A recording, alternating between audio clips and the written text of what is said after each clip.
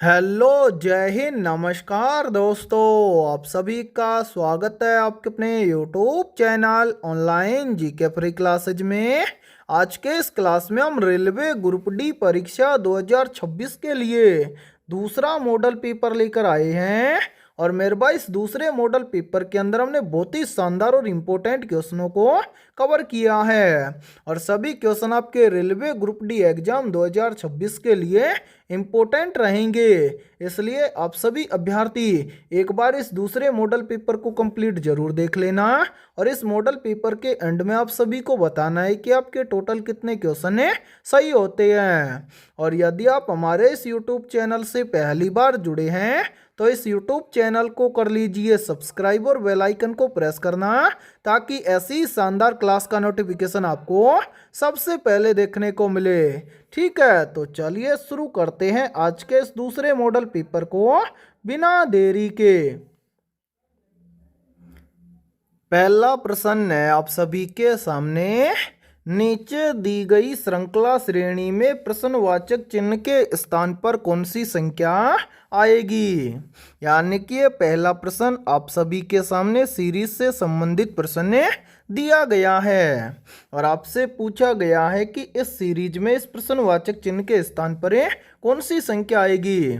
तो इस टाइप के प्रश्न को आप एग्जाम में देखते ही फटाफट से कैसे सोल्व करेंगे, तो वो देखिए आपको जब भी एग्जाम के अंदर सीरीज से संबंधित प्रश्न दिया जाए तो आपको क्या करना है। सबसे पहले आपको ये देखना है कि सीरीज में आपको क्या क्या दिया गया है। तो यहाँ पर ध्यान से देखिए, सीरीज में सबसे पहले दिया गया है 68, 68 के बाद में दिया गया है 73, 73 के बाद में दिया गया है 78, 78 के बाद में दिया गया है 83, 83 के बाद में दिया गया है 88, और 88 के बाद में आपसे पूछा गया है कि इस प्रश्नवाचक चिन्ह के स्थान पर कौन सी संख्या आएगी। तो यहाँ पर ध्यान से समझिए इस प्रश्न को कैसे सोल्व किया गया है। ध्यान से देखिए मेरे भाई, सीरीज में सबसे पहले दिया गया है 68, 68 से कितना बन रहा है 73। तो 68 से 73 कैसे बनेगा? तो ध्यान से देखिए, यदि हम 68 में क्या कर दें +5 कर दें तो 68 और 5 मिलकर बन जाएगा 73। फिर देखिए 73 से कितना बन रहा है 78। तो 73 से 78 कैसे बनेगा? तो यहाँ पर भी देखिए, यदि हम 73 में क्या कर दें +5 कर दें तो 73 और 5 मिलकर बन जाएगा 78। इसी प्रकार से आगे देखिए 78 से कितना बन रहा है 83। तो 78 से 83 कैसे बनेगा? तो यहाँ पर भी देखिए, यदि हम 78 में क्या कर दें +5 कर दें तो 78 और 5 मिलकर बन जाएगा 83। फिर देखिए 83 से कितना बन रहा है 88। तो 83 से 88 कैसे बनेगा? तो यहाँ पर भी देखिए, यदि हम 83 में क्या कर दें +5 कर दें तो 83 और 5 मिलकर बन जाएगा 88। इसी प्रकार से आगे देखिए 88 से क्या है प्रश्नवाचक चिन्ह। तो इस प्रश्नवाचक चिन्ह की वैल्यू हम ज्ञात करेंगे कैसे? प्रश्न चिन्ह की वैल्यू ज्ञात करने से पहले नीचे जितनी भी संख्याएं आई हैं इन सभी संख्याओं को ध्यान से देखिए और पता लगाइए यहाँ पर क्या हुआ है। तो यहाँ पर ध्यान से देखिए मेरे भाई, यहाँ पर पूरी सीरीज के अंदर क्या हो रहा है, सभी के अंदर +5 हो रहा है। तो सभी में +5 हो रहा है, तो 88 से प्रश्न चिन्ह की वैल्यू निकालने के लिए आगे भी हम क्या कर देंगे +5 कर देंगे। अब यहाँ पर देखिए प्रश्न चिन्ह की वैल्यू ज्ञात हो जाएगी कैसे? यदि हम 88 में क्या कर दें +5 कर दें तो प्रश्न चिन्ह की वैल्यू हमें ज्ञात हो जाएगी। तो यहाँ पर देखिए 88 और 5 मिलकर बन जाएगा 93। यानी कि इस प्रश्नवाचक चिन्ह के स्थान पर संख्या भरी जाएगी 93।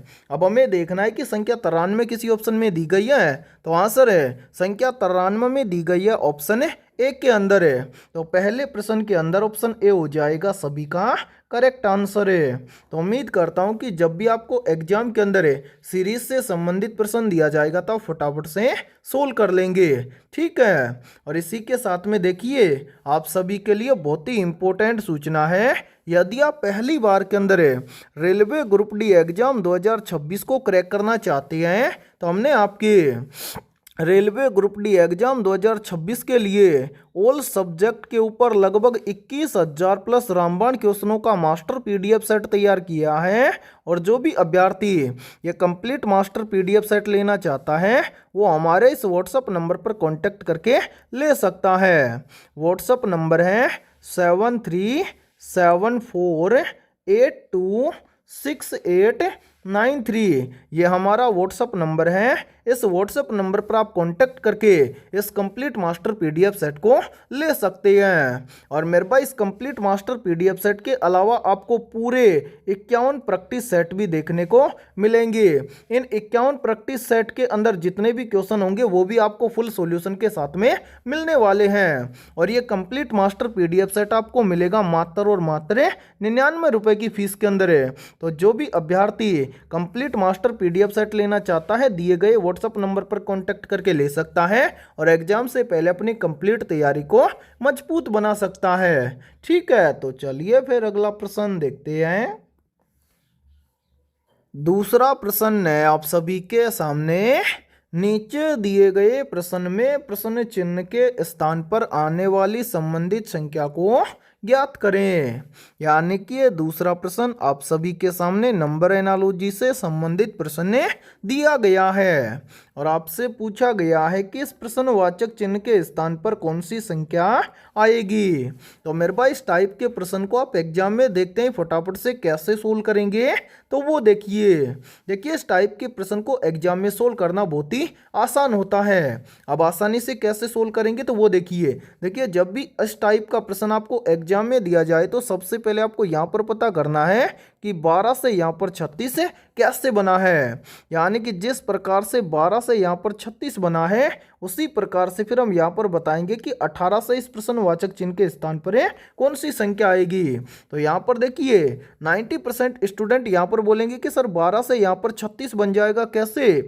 यदि हम यहाँ पर क्या कर दे 12 का कर दे 3 गुना तो यहाँ पर बन जाएगा 12 तिया के 36 और 36 यहाँ पर हमारे सामने दिया भी गया है। तो मेरे भाई यही सेम लॉजिक हम अप्लाई करेंगे किसके अंदर, इस 18 के अंदर है और इस 18 से इस प्रश्न चिन्ह की वैल्यू ज्ञात करेंगे।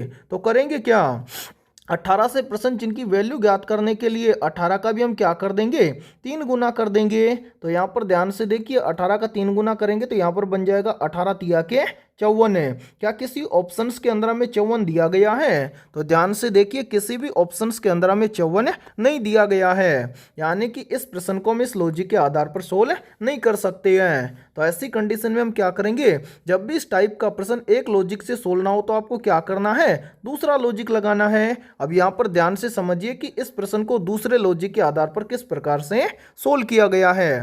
तो यहाँ पर देखिए इस प्रश्न को सोल्व किया गया है कैसे, सबसे पहले पता करना है कि 12 से यहाँ पर 36 कैसे बना है। तो मेरे भाई ध्यान से समझिए 12 से यहाँ पर 36 बनाने के लिए क्या किया गया है, सबसे पहले तो इस 12 को किया गया है 2 के साथ में भाग। तो यहाँ पर देखिए 12 को 2 से भाग करेंगे तो यहाँ पर आ जाएगा 6 से 36 बनाने के लिए इस 6 का किया गया है स्क्वायर। 6 का स्क्वायर आप सभी को पता है कितना होता है 36 होता है। और ध्यान से देखिए 36 यहाँ पर आप सभी के सामने दिया भी गया है। अब मेरे भाई यही सेम लॉजिक हम अप्लाई करेंगे किसके अंदर, इस 18 के अंदर है और इस 18 से इस प्रश्न चिन्ह की वैल्यू ज्ञात करेंगे। तो करेंगे क्या, सबसे पहले तो इस 18 को हम क्या कर देंगे 2 के साथ में भाग कर देंगे। तो ध्यान से देखिए 18 को 2 से भाग करेंगे तो यहाँ पर आ जाएगा 9। अब इस 9 का भी हम क्या कर देंगे यहाँ पर स्क्वायर कर देंगे। 9 का स्क्वायर होता है कितना 81। यानी कि इस प्रश्नवाचक चिन्ह के स्थान पर संख्या भरी जाएगी 81। अब हमें देखना है कि 81 किसी ऑप्शन में दिया गया है, तो आंसर संख्या 81 हमें दी गई है ऑप्शन बी के अंदर है। तो दूसरे प्रश्न के अंदर ऑप्शन बी हो जाएगा सभी का करेक्ट आंसर है। तो उम्मीद करता हूं कि ये दूसरा प्रश्न भी आपको अच्छे से क्लियर हो गया होगा। और जब भी इस टाइप का प्रश्न आपको एग्जाम में दिया जाएगा तो फटाफट से सोल्व कर लेंगे। ठीक है, तो चलिए फिर अगला प्रश्न देखते हैं। तीसरा प्रश्न है आप सभी के सामने। एक निश्चित कूट भाषा में GIVE को 4628 के रूप में कूटबद्ध किया जाता है और VOLT को 3567 के रूप में कूटबद्ध किया जाता है। तो दी गई कूट भाषा में V के लिए कूट क्या होगा। यानी कि ये तीसरा प्रश्न आप सभी के सामने कोडिंग डिकोडिंग से संबंधित प्रश्न दिया गया है। तो मेरे भाई इस टाइप के प्रश्न को आप एग्जाम में देखते हैं फटाफट से कैसे सोल्व करेंगे, तो वो देखिए इस टाइप के प्रश्न को एग्जाम में सोल्व करना बहुत ही आसान होता है। अब आसानी से कैसे सोल्व करेंगे तो वो देखिए यहाँ पर देखिए आपको स्पष्ट बोला गया है कि GIVE, यानी कि मैं यहां पर लिख देता हूं GIVE, इसको क्या लिखा जाता है? तो GIVE को लिखा जाता है यहां पर 4628। ठीक है मेरे भाई। इसी प्रकार से नीचे देखिए आगे बोला गया है कि VOLT, इसको क्या लिखा गया है? तो VOLT इसको लिखा गया है 3567। ठीक है। और आपसे क्या पूछा गया है? आपसे पूछा गया है कि V का कोड क्या होगा।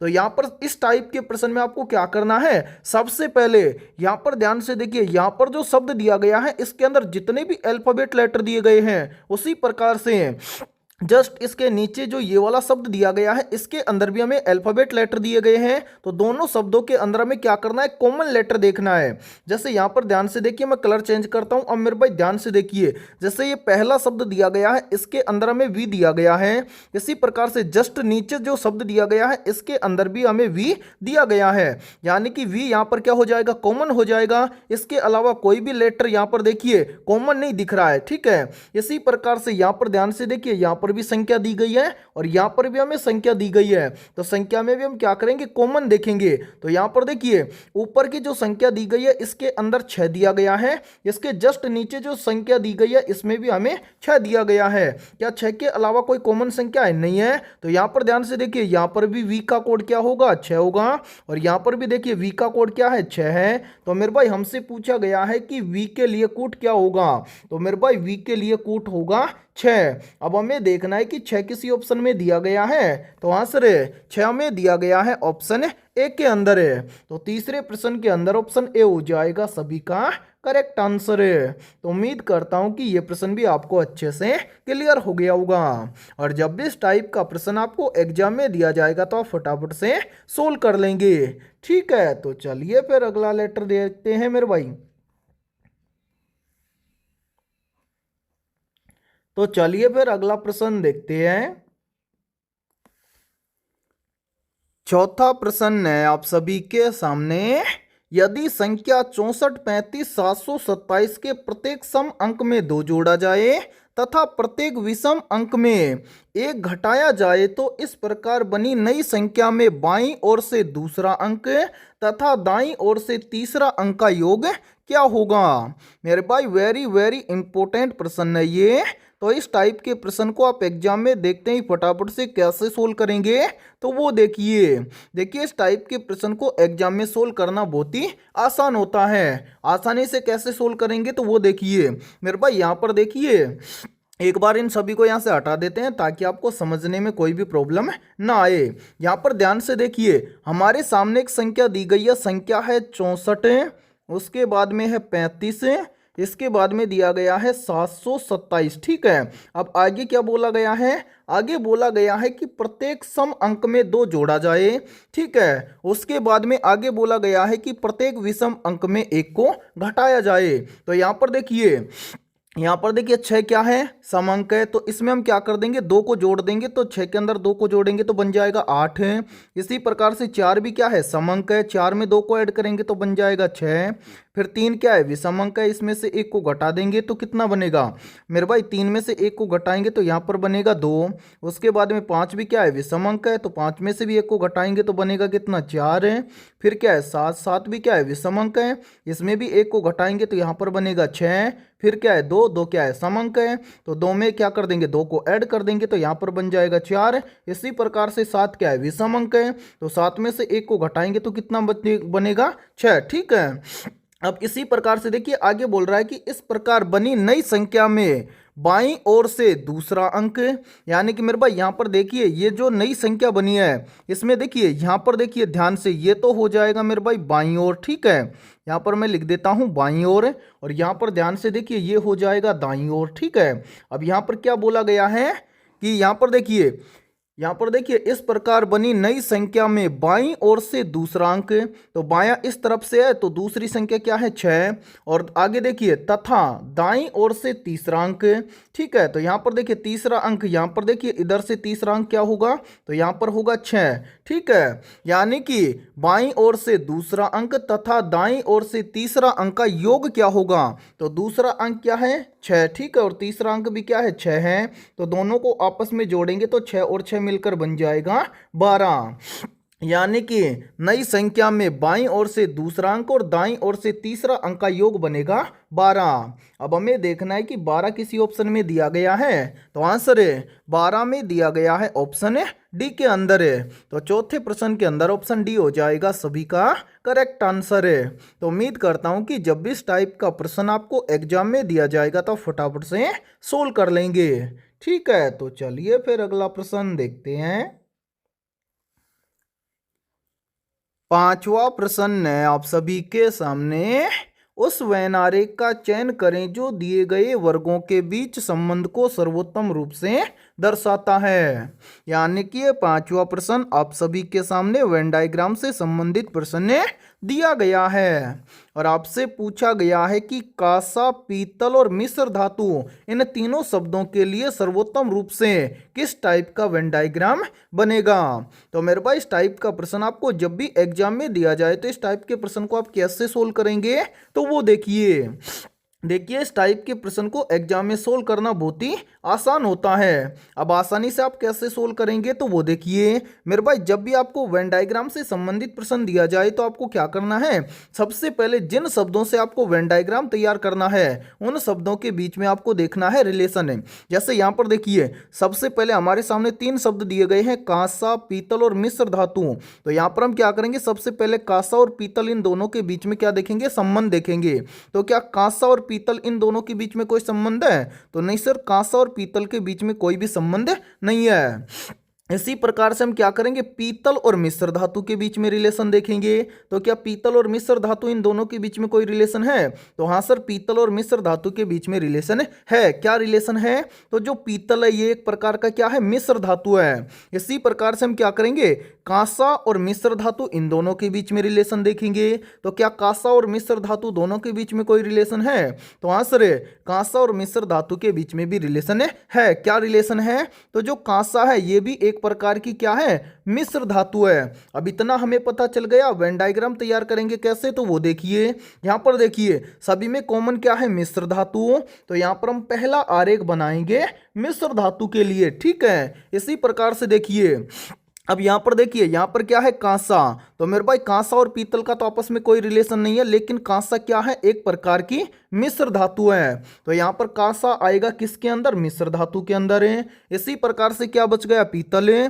पीतल भी क्या है, एक प्रकार की मिश्र धातु है। तो पीतल भी किसके अंदर आएगी, मिश्र धातु के अंदर आएगी। लेकिन कांसा और पीतल दोनों अलग हैं। तो यहां पर देखिए कांसा और पीतल दोनों क्या हैं, अलग अलग हैं। तो यानी कि कांसा, पीतल और मिश्र धातु इन तीनों शब्दों के लिए सर्वोत्तम वेन डायग्राम बनेगा इस प्रकार का। अब आपको देखना है कि इस प्रकार का वेन डायग्राम किसी ऑप्शन में दिया गया है, तो आंसर इस प्रकार का वेन डायग्राम में दिया गया है ऑप्शन बी के अंदर है। तो पांचवें प्रश्न के अंदर ऑप्शन बी हो जाएगा सभी का करेक्ट आंसर है। तो उम्मीद करता हूं कि जब भी आपको एग्जाम के अंदर वेन डायग्राम से संबंधित प्रश्न दिया जाएगा तो आप फटाफट से सोल्व कर लेंगे। ठीक है, तो चलिए फिर अगला प्रश्न देखते हैं। छठा प्रश्न है आप सभी के सामने।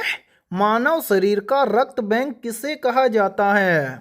ऑप्शन ए प्लीहा को, ऑप्शन बी है यकृत को, ऑप्शन सी है हृदय को और ऑप्शन डी है इनमें से कोई नहीं। तो यहाँ पर देखिए इन चारों में से करेक्ट आंसर हो जाएगा सभी का ऑप्शन है ए, मानव शरीर का रक्त बैंक कहा जाता है पलिया को। तो छठे प्रश्न के अंदर करेक्ट आंसर हो जाएगा सभी का ऑप्शन है ए। और मेरे भाई यहाँ पर देखिए यहीं से एक प्रश्न और बनता है और ये प्रश्न भी काफी बार एग्जाम के अंदर रिपीट होता है। प्रश्न पूछा जाता है कि मानव शरीर की सबसे बड़ी ग्रंथि कौन सी है। तो मेरे भाई याद रखना, मानव शरीर की सबसे बड़ी ग्रंथि है यकृत ग्रंथि। ठीक है, तो चलिए फिर अगला प्रश्न देखते हैं। सातवां प्रश्न है आप सभी के सामने। निम्नलिखित में से कौन सी ग्रीन हाउस गैस नहीं है।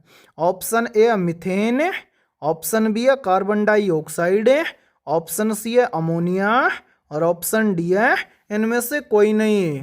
तो यहाँ पर देखिए इन चारों में से करेक्ट आंसर हो जाएगा सभी का ऑप्शन है सी, अमोनिया एक ग्रीन हाउस गैस नहीं है। तो सातवें प्रश्न के अंदर करेक्ट आंसर हो जाएगा सभी का ऑप्शन है सी। और मेरे भाई ये प्रश्न बहुत ही इंपॉर्टेंट प्रश्न है, क्योंकि ये प्रश्न आरआरबी ग्रुप डी एग्जाम 2022 के अंदर पूछा गया प्रश्न है। तो इस टाइप के प्रश्न को आप अपनी नोटबुक के अंदर जरूर नोट कर लेना। ठीक है, तो चलिए फिर अगला प्रश्न देखते हैं। आठवां प्रश्न है आप सभी के सामने, प्लाज्मा झिल्ली खाली स्थान से बनी होती है। ऑप्शन ए प्रोटीन से, ऑप्शन बी है लिपिड से, ऑप्शन सी है कार्बोहाइड्रेट से, और ऑप्शन डी है ए एवं बी दोनों से। तो यहाँ पर देखिए इन चारों में से करेक्ट आंसर हो जाएगा सभी का ऑप्शन है डी, प्लाज्मा झिल्ली बनी होती है प्रोटीन और लिपिड दोनों से। ठीक है, तो आठवें प्रश्न के अंदर करेक्ट आंसर हो जाएगा सभी का ऑप्शन है डी। तो चलिए फिर अगला प्रश्न देखते हैं। नौवां प्रश्न है आप सभी के सामने, लंबाई का एसआई मात्रक क्या होता है। ऑप्शन ए सेंटीमीटर है, ऑप्शन बी है किलोमीटर है, ऑप्शन सी है मीटर है, और ऑप्शन डी है मिलीमीटर है। तो यहाँ पर देखिए इन चारों में से करेक्ट आंसर हो जाएगा सभी का ऑप्शन है सी, यानी कि लंबाई का एसआई मात्रक होता है मीटर है। तो नौवें प्रश्न के अंदर करेक्ट आंसर हो जाएगा सभी का ऑप्शन है सी। और मेरे भाई इस क्लास के अंदर आपको एंड तक बने रहना है, क्योंकि इस क्लास के अंदर हमने बहुत ही शानदार और इम्पोर्टेंट क्वेश्चनों को कवर किया है। ठीक है, तो चलिए फिर अगला प्रश्न देखते हैं। 10वां प्रश्न है आप सभी के सामने, ध्वनि की तीव्रता किस इकाई में मापी जाती है। ऑप्शन ए है डेसिबल में, ऑप्शन बी है न्यूटन में, ऑप्शन सी है अर्ग में, और ऑप्शन डी है जूल में। तो जल्दी से बताइए इन चारों में से करेक्ट आंसर है क्या होगा। आप सभी से पूछा गया है कि ध्वनि की तीव्रता किस इकाई में मापी जाती है। तो यहाँ पर देखिए इन चारों में से करेक्ट आंसर हो जाएगा सभी का ऑप्शन है ए, ध्वनि की तीव्रता मापी जाती है डेसिबल में। तो 10वें प्रश्न के अंदर करेक्ट आंसर हो जाएगा सभी का ऑप्शन है ए।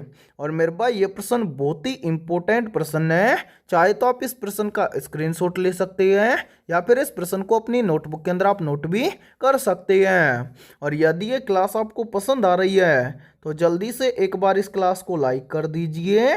और यदि आप हमारे इस YouTube चैनल से पहली बार जुड़े हैं तो इस YouTube चैनल को कर लीजिए सब्सक्राइब और बेल आइकन को प्रेस करना, ताकि ऐसी शानदार क्लास का नोटिफिकेशन आपको सबसे पहले देखने को मिले। तो चलिए फिर अगला प्रश्न देखते हैं। 11वां प्रश्न है आप सभी के सामने, निम्नलिखित में से शक्ति का मात्रक क्या होता है। Option A hertz, option B है वोल्ट, ऑप्शन सी है वाट, और ऑप्शन डी है न्यूटन है। तो यहाँ पर देखिए इन चारों में से करेक्ट आंसर हो जाएगा सभी का ऑप्शन है सी, शक्ति का मात्रक होता है वाट। तो 11वें प्रश्न के अंदर करेक्ट आंसर हो जाएगा सभी का ऑप्शन है सी। ठीक है, तो चलिए फिर अगला प्रश्न देखते हैं। 12वां प्रश्न है आप सभी के सामने, सविनय अवज्ञा आंदोलन कब शुरू किया गया था। ऑप्शन ए वर्ष 1942 में, ऑप्शन सी है वर्ष 1914 में, ऑप्शन सी है वर्ष 1928 में, और ऑप्शन डी है वर्ष 1930 में। तो यहाँ पर देखिए इन चारों में से करेक्ट आंसर हो जाएगा सभी का ऑप्शन है डी, सविनय अवज्ञा आंदोलन शुरू किया गया था वर्ष 1930 में। तो 12वें प्रश्न के अंदर करेक्ट आंसर हो जाएगा सभी का ऑप्शन है डी।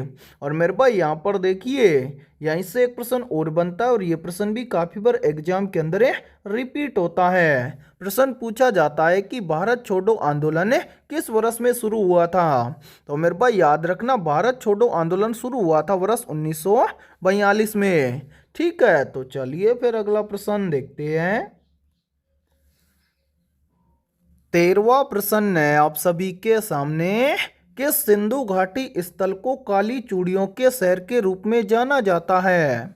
मेरे भाई वेरी वेरी इंपॉर्टेंट प्रश्न है ये, तो जल्दी से बताइए इन चारों में से करेक्ट आंसर क्या होगा। आप सभी से पूछा गया है कि किस सिंधु घाटी स्थल को काली चूड़ियों के शहर के रूप में जाना जाता है। तो यहाँ पर देखिए इन चारों में से करेक्ट आंसर हो जाएगा सभी का ऑप्शन है सी, काली चूड़ियों के शहर के रूप में जाना जाता है कालीबंगन स्थल को। तो 13वें प्रश्न के अंदर करेक्ट आंसर हो जाएगा सभी का ऑप्शन है सी। और मेरे भाई आप सभी के लिए बहुत ही इंपॉर्टेंट सूचना है, यदि आप पहली बार के अंदर रेलवे ग्रुप डी एग्जाम 2026 को क्रैक करना चाहते हैं तो हमने आपके रेलवे ग्रुप डी एग्जाम 2026 के लिए ऑल सब्जेक्ट के ऊपर टॉपिक वाइज और वो भी फुल सॉल्यूशन के साथ में लगभग 21,000 प्लस रामबाण क्वेश्चनों का मास्टर पीडीएफ सेट तैयार किया है। और जो भी अभ्यर्थी ये कंप्लीट मास्टर पीडीएफ सेट लेना चाहता है वो हमारे इस व्हाट्सएप नंबर पर कांटेक्ट करके ले सकता है। व्हाट्सएप नंबर है 7374826893।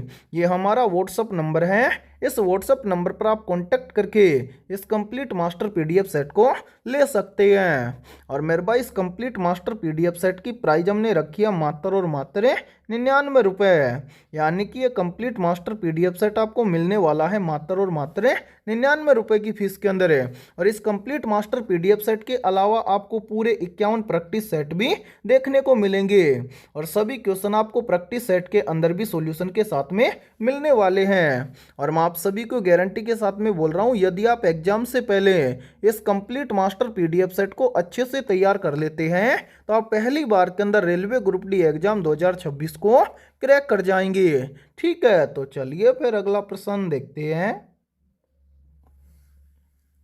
14वां प्रश्न है आप सभी के सामने, भारतीय संविधान के अनुच्छेद 17 के द्वारा निम्नलिखित में से किस मुद्दे को समाप्त कर दिया गया है। तो यहाँ पर देखिए इन चारों में से करेक्ट आंसर हो जाएगा सभी का ऑप्शन है ए, भारतीय संविधान के अनुच्छेद 17 के द्वारा अस्पृश्यता के मुद्दे को समाप्त कर दिया गया है। तो 14वें प्रश्न के अंदर करेक्ट आंसर हो जाएगा सभी का ऑप्शन है ए। और मेरे पास ये प्रश्न बहुत ही इंपॉर्टेंट प्रश्न है क्योंकि ये प्रश्न आरआरबी ग्रुप डी एग्जाम 2022 के अंदर पूछा गया प्रश्न है। ठीक है, और याद रखना इसी टाइप के प्रश्न आपके एग्जाम में बार बार रिपीट होते हैं। ठीक है, तो चलिए फिर अगला प्रश्न देखते हैं। 15वां प्रश्न है आप सभी के सामने, कोलकाता उच्च न्यायालय की स्थापना किस वर्ष में हुई थी। तो यहाँ पर देखिए इन चारों में से करेक्ट आंसर हो जाएगा सभी का ऑप्शन है बी, कोलकाता उच्च न्यायालय की स्थापना हुई थी वर्ष 1862 में। तो 15वें प्रश्न के अंदर करेक्ट आंसर हो जाएगा सभी का ऑप्शन है बी। तो मेरे भाई आज की इस क्लास के अंदर इतना ही। यदि ये क्लास आपको पसंद आई है तो जल्दी से एक बार इस क्लास को लाइक कर दीजिए। और यदि आप हमारे इस YouTube चैनल से पहली बार जुड़े हैं तो इस YouTube चैनल को कर लीजिए सब्सक्राइब और बेल आइकन को प्रेस करना ताकि ऐसी शानदार क्लास का नोटिफिकेशन आपको सबसे पहले देखने को मिले। तो कल मिलते हैं ऐसे ही शानदार और बेहतरीन क्वेश्चनों के साथ सुबह 7 बजे। ठीक है।